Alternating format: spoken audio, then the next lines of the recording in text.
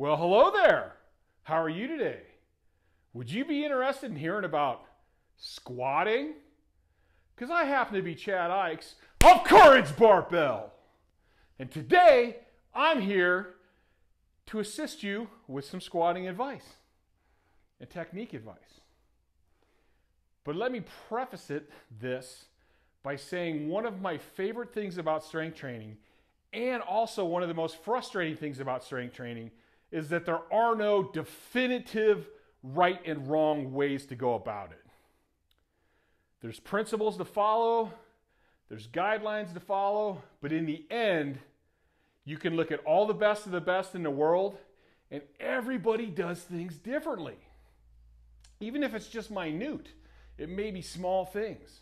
I'm fortunate to have many friends that are some of the best lifters in the world. And I can pick out each friend and go, man, I kind of disagree with that, or I kind of do that a little different than them, but I can't tell anybody it's wrong because they're still some of the best lifters in the world. And I can sit down and have conversations with some of these guys, and we can talk very civilly about training and stuff, and they can go, well, hey, I think you should do this. And I'm like, well, I do it this way. Well, we're both some of the best in the world, so who's to say what's right or wrong? I don't think there is a right or wrong. And I know with my programming and when I train people with technique, I try to find the common ground of the best lifters. So I have basically an outline, like these are the things that I know are consistent. These are the things that I know can be tweaked. So if I'm training somebody, they may be built a little different.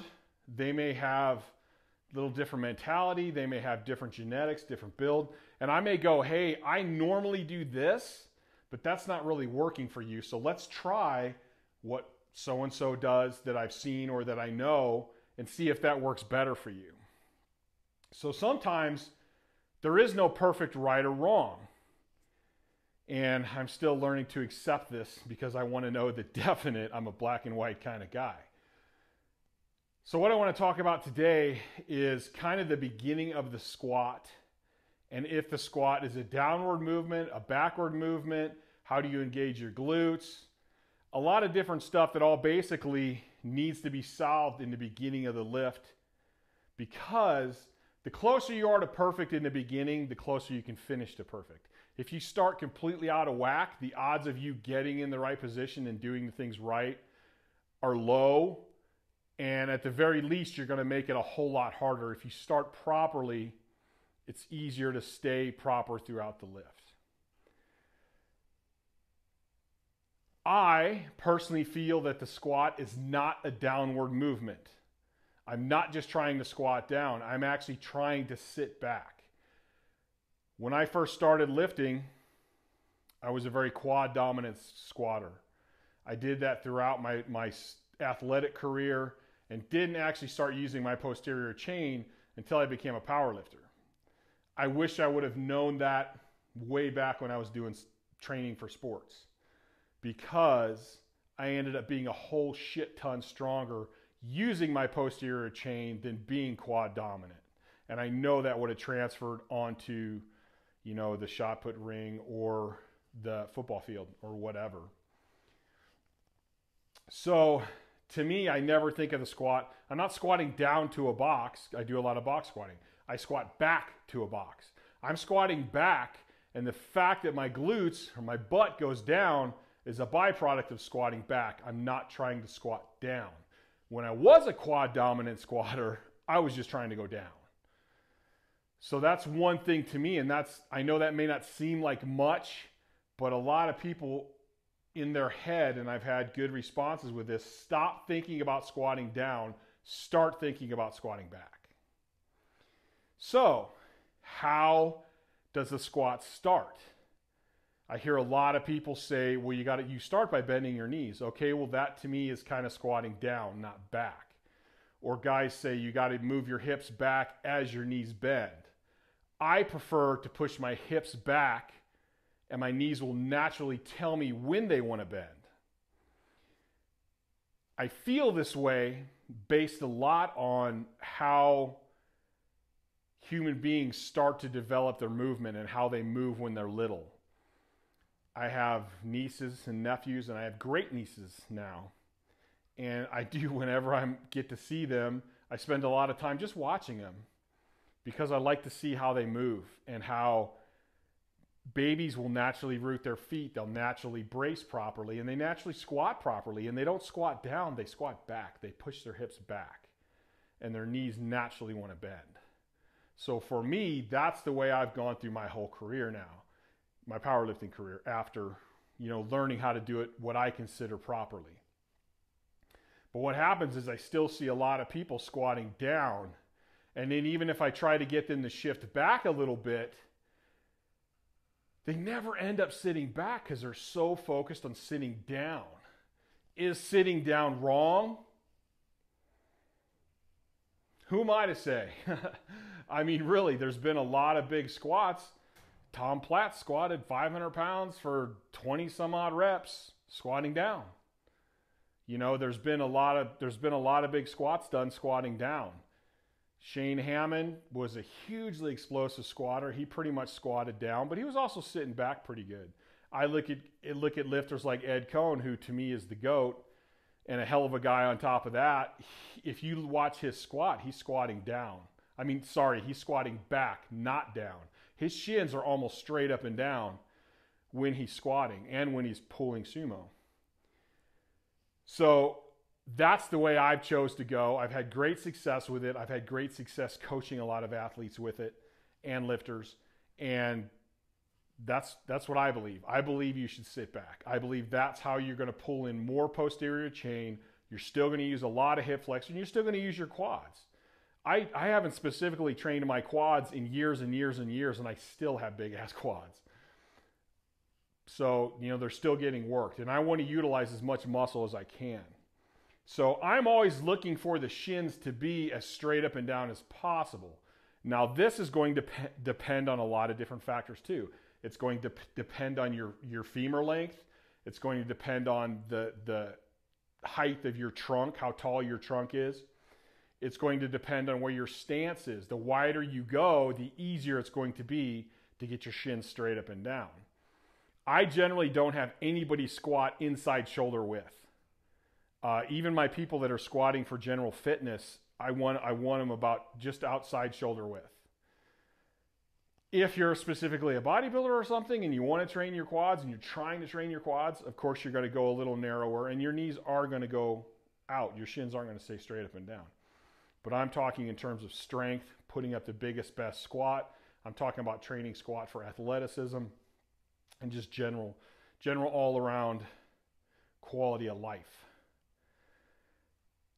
So now this is also going to be an effect, like how wide your stance is and to what point do you want your shins to go forward or be straight up and down.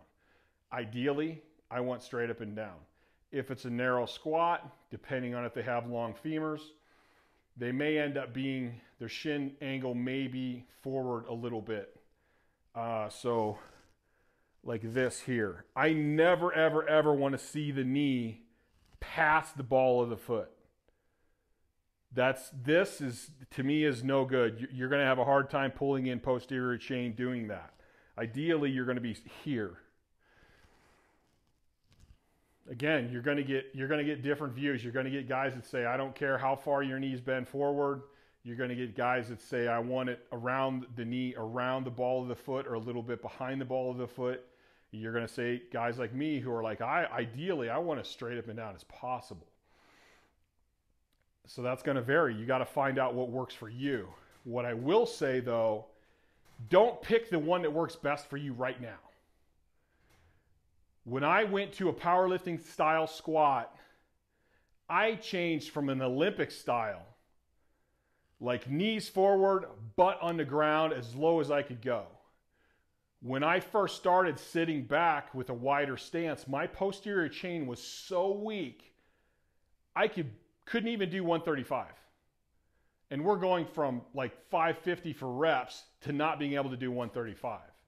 If I was one of those guys that went up, yeah, I'm weaker this way, and stopped, I would have never put up the big squats that I put up. But I went, hey, this makes sense mechanically, how the body moves. I think this is going to be the best thing. But I had to take a step back and I had to go, listen, my posterior chain is so weak. I got to build up my posterior chain and I got to give this time to see if this is the best way. And I gave it the time and I squatted. Within 6 months, I was squatting more than I had ever squatted. But that was 6 months of like taking a huge step back to take a bunch of steps forward.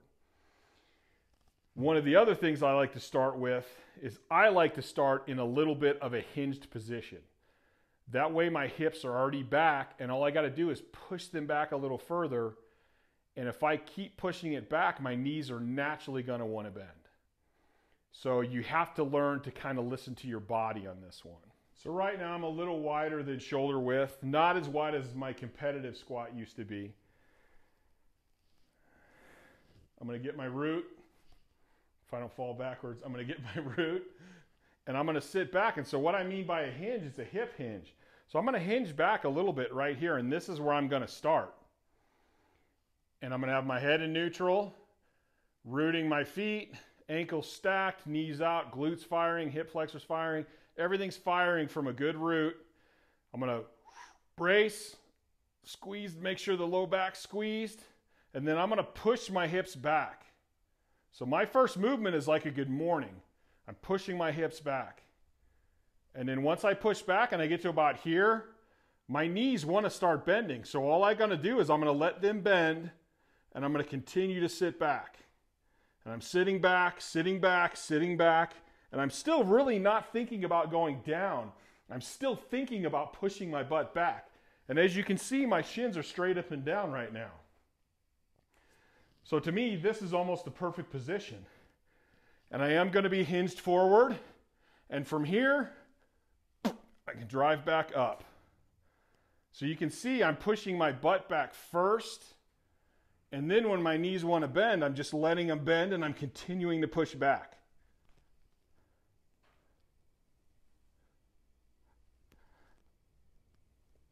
And I'm in perfect balance the whole time. Another aspect with this, I've worked really hard to learn how to root. I spend a lot of time working on my root. One of the things that happens is a lot of people go, oh, I need to root and then squeeze my glutes. So what they'll do is they'll tuck their butt like this. And that's how they're squeezing their glutes. So then when they start, now they have to go like this. And they just went from a hunched back to a neutral arch. And now they got to push back. So there's all this extra movement where if you just go here, and like even with my neutral low back arch, as soon as I root, my glutes fire. Like I can squeeze my glutes here. You shouldn't have to tuck your butt to squeeze your glutes. But I know guys that go that, like flex your glutes hard. And then they go like this, but what happens is most people, once they do this, they release the glutes. So I'm going to be here and fire them already. So now as I go down, I'm firing my glutes, root, root, root, root, root, root, root, boom, back up. So for me, this is the proper way to squat. I can change it up a little bit depending on, you know, there is some variance. If I have someone come in and they want to squat right here, I'm going to do the same thing. We're going to root hard, knees turned out, glutes firing, hip flexors firing, hamstrings firing, big brace, push the butt back. And now as you can see, there's a little bit more of a shin angle, but I'm still behind the balls of my feet.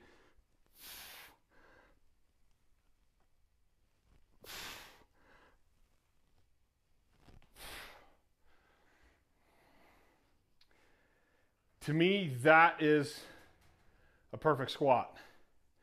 And as I said, I watched my last time I was down in Pahrump, spending time with my family and my great nieces. I spent a bunch of time watching to see if they would get lazy and just pick stuff up. And every single time they went to pick something up, they did a perfect squat. And they never did this. They always went boom, picked up and did whatever they needed, and then stood back up. Not once did I see them bend over like this or bend over like this. And not once did I see them go knees first. Because what happens once you go knees first, if you're here, even if you're in a little hinge in a better position, as soon as you bend your knees first, see how my shin starts to come forward? Like the only way you're going to keep your shin in the right position is to start back. That's why I always start the movement by pushing the hips back. So this is very simple. I'm saying just give it a try. Just try pushing your hips back first. Think about doing a good morning into a squat. Up here, good morning back, bam, and I'm in control the whole way.